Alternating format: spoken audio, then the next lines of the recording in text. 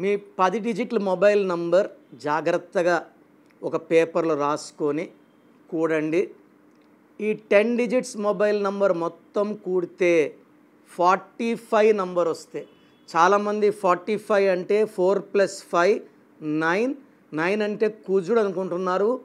So single number 54 is good. Single number 9 phone number రాదు.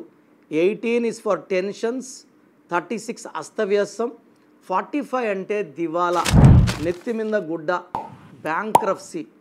ఈ 45 number వాడేవాళ్ళు నేను చాలామందిని చూశాను.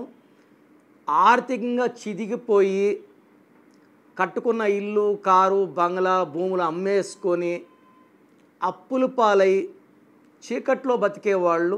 నెత్తి మీద గుడ్డేసుకుంటే చీకట్లో ఉన్నట్టే.